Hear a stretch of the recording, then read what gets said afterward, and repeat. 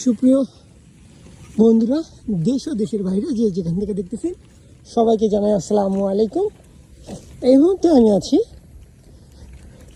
বিশাল বড় আমাদের কলোনি বাজার টু ঝাড়ামবাড়ি এই এরিয়ার মাঝামাঝি শাল বাগান, যেটাকে বলা হয়। এখন শাল বাগান নেই এখানে, এই বাগানটা পুরোটাই ছিল হলো শাল বাগান।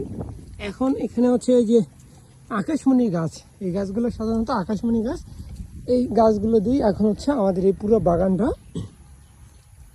তো এই বাগানটা ঐতিহ্য আমি বলি। এই বাগানটা একসময় শাল গাছ দিয়ে ভরা ছিল এবং বিশাল বড়। এই বাগানে বিভিন্ন গ্রামের মানুষজন এসে এই যে দেখেন,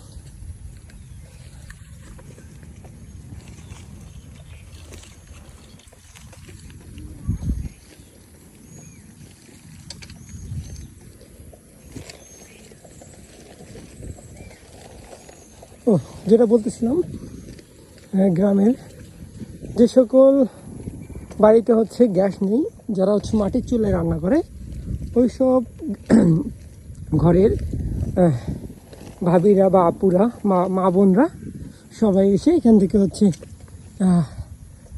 খড়ি, তারপর পাতায় এই যে গাছের যে পাতাগুলো পড়ে থাকে এগুলো সংগ্রহ করে, নিয়ে যায় রান্না বান্না করে। ঠিক আছে, দেখছেন ওই যে অনেকে দেখেন, ওই যে ওখানে একটা মানুষ একটা বাঁশ নিয়ে এসেছে খড়ি সংগ্রহ করার জন্য।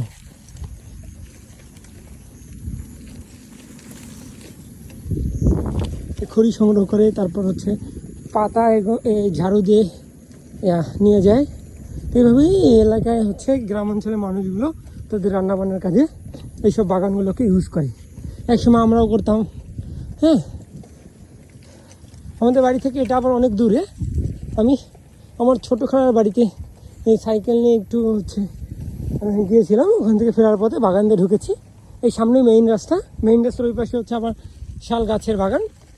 হ্যাঁ, চমৎকার একটা দৃশ্য, আপনাকে ভালো লাগবে।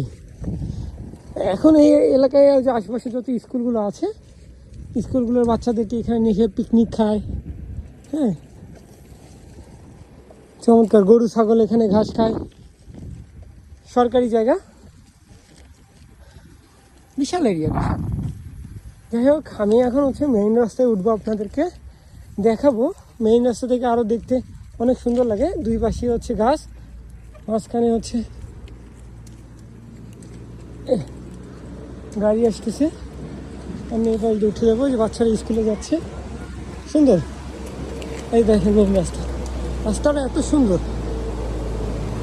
গাড়ি যাচ্ছে, ট্রাক্টর দেখবেন, ওই দেখেন দুর্বার বলে এগুলোকে, চমৎকার।